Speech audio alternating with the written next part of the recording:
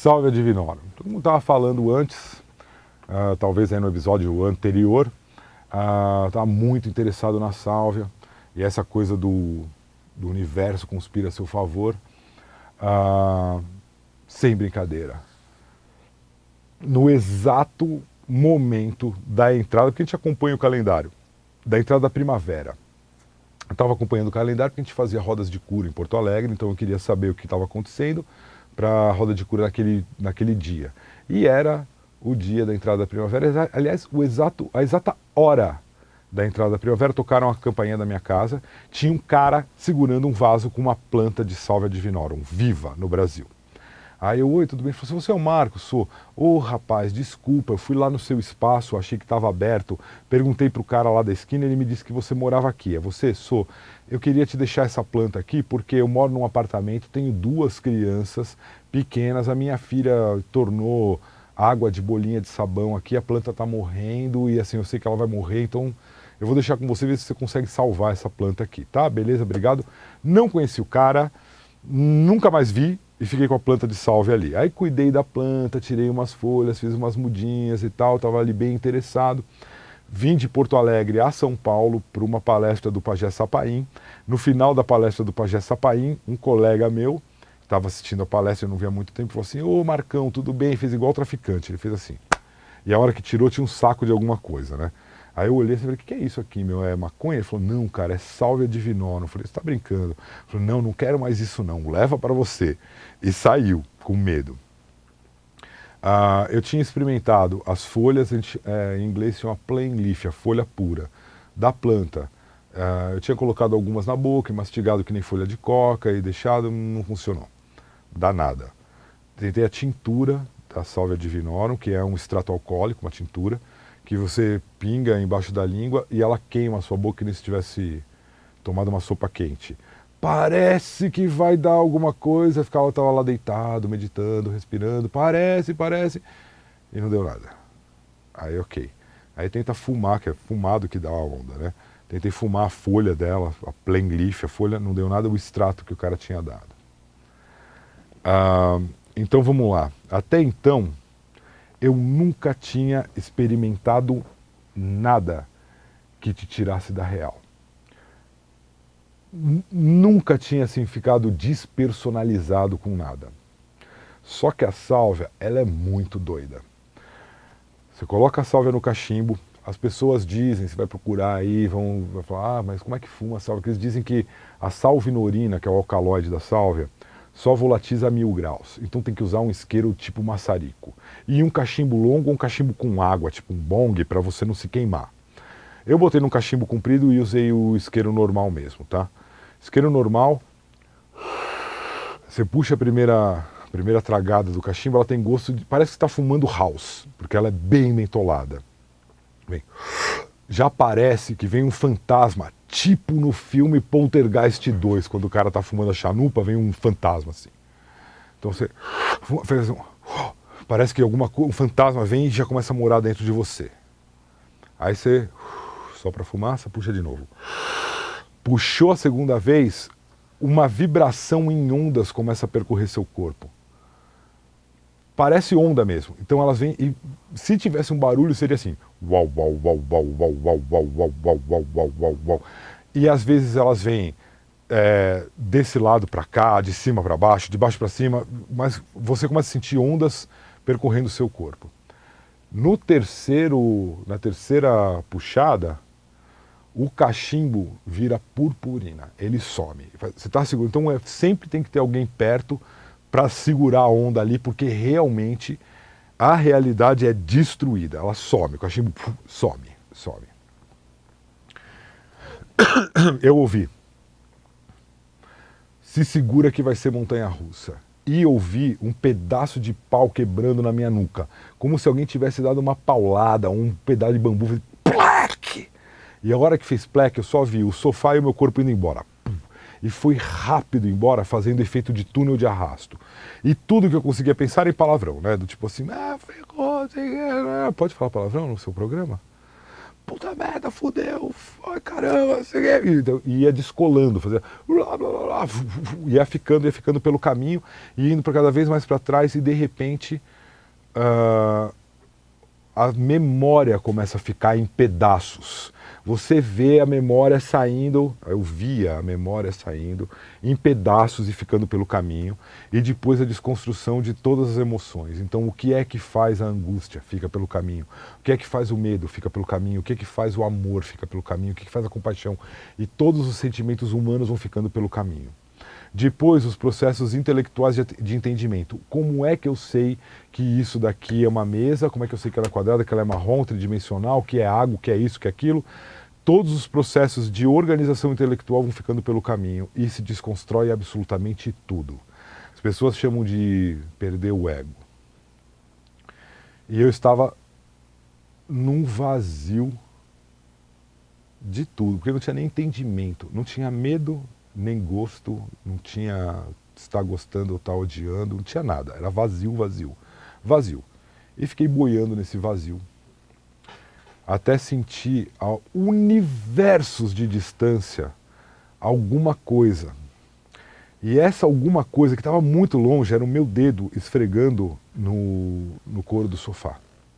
Mas estava um universo de distância, que é essa sensação, e eu comecei a descer atrás dessa sensação como se fosse um cometa, e conforme vai indo pelo caminho, aquelas peças vão se juntando de novo.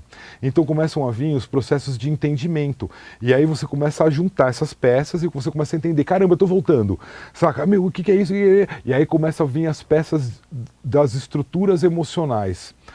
E nesse caminho eu tinha uma certeza, parece um jogo de Tetris cósmico. Pecinhas vão vindo e se juntando.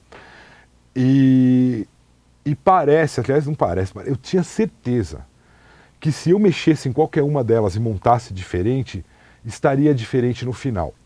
O único problema é que eu não sabia quem eu era, então assim, você não tem história pessoal, você não sabe quem você é, você não tem ego. E você não sabe para onde você está voltando, porque você não se lembra de onde que é. Eu só seguia uma sensação e rezava para voltar para o mesmo lugar, para as coisas voltarem a ter sentido ou coerência. Então assim, aí quando constrói, você fica com o cu na mão, você fica com muito medo. Porque, meu Deus do céu, para onde eu estou indo? E o que eu estou seguindo? E você só quer que as coisas façam coerência de alguma forma. E as peças vêm chegando e vai montando, e de repente chega, eu estou sentado no sofá, e eu olho em volta e estava a minha esposa na ocasião e uma amiga minha, e eu olhava para as duas e eu não sabia quem elas eram. Então eu já estava acordado, de olho aberto, olhando e falando assim, meu, quem são essas pessoas? E a sensação de não saber de nada é muito dolorosa. E eu olhava em volta e falava, eu não sei onde eu estou, não sei quem são as pessoas. Aí eu olhava para mim e falava assim, eu não sei quem eu sou. Quem que eu sou? E nossa, bota a mão na cabeça, mas leva alguns segundos e a coisa vem... E a sua memória volta.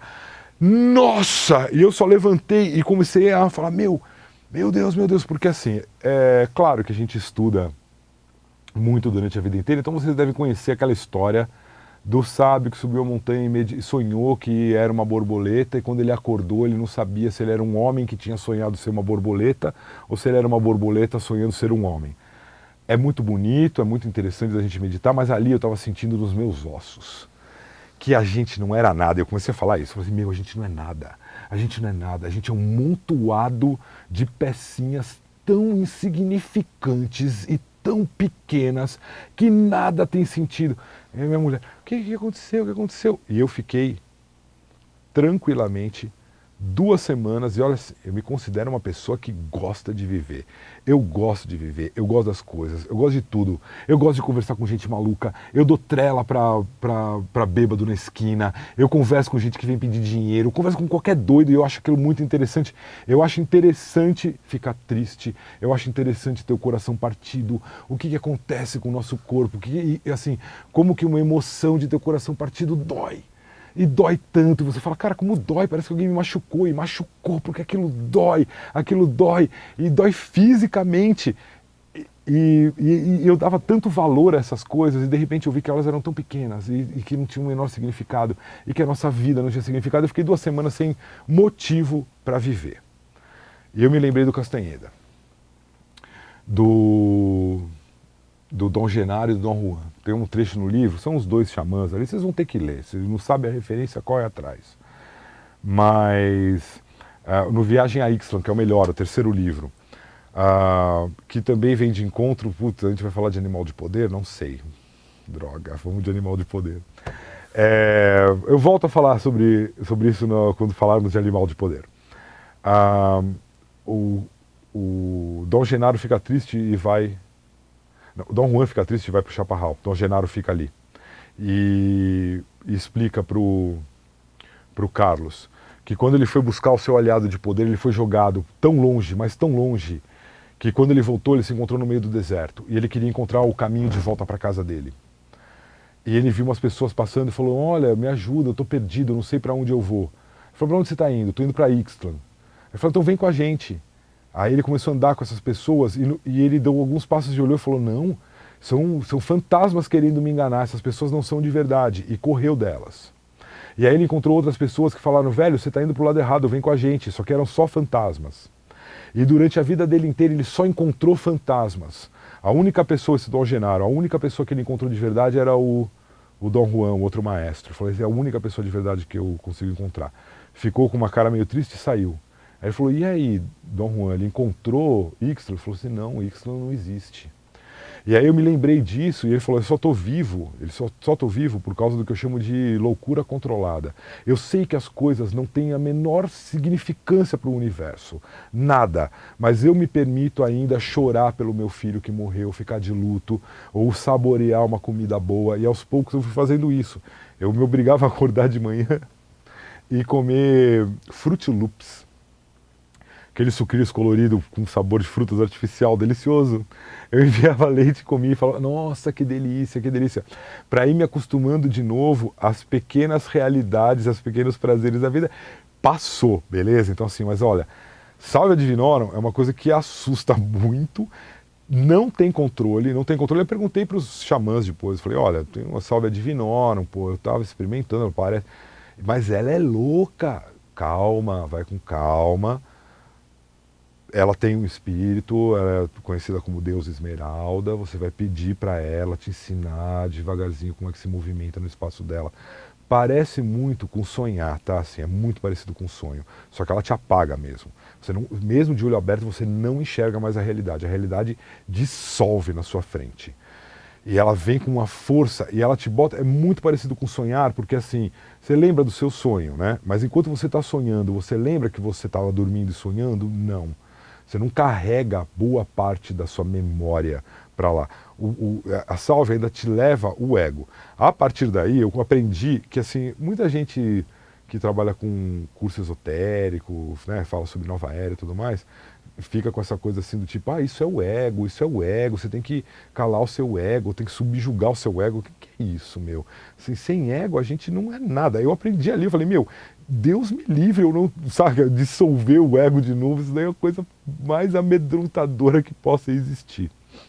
Então, bom, os xamãs falaram, vai com calma, pede, reza, faz bonitinho, porque tem uma medicina ali.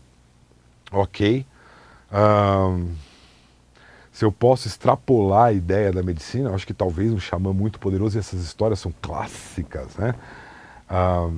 Olha só que interessante que eu vou propor aqui. Xamãs curam. Então ele pega o paciente, coloca ali e tradicionalmente o xamã sai da nossa realidade, vai para uma outra realidade, né? E busca as respostas, os remédios, conversa com os espíritos, faz os processos de cura. E aí ele volta e a pessoa está curada. A proposta aqui é a seguinte, perto da experiência da Salvia. O xamã sai daqui para esse mundo desconstruído. Na volta, ele muda algumas peças e volta, a pessoa está curada. Ele saiu e curou a pessoa, ou ele saiu e voltou para um lugar onde a pessoa está curada? Essa é uma questão bem interessante. Pessoal, ficamos aqui, até a próxima.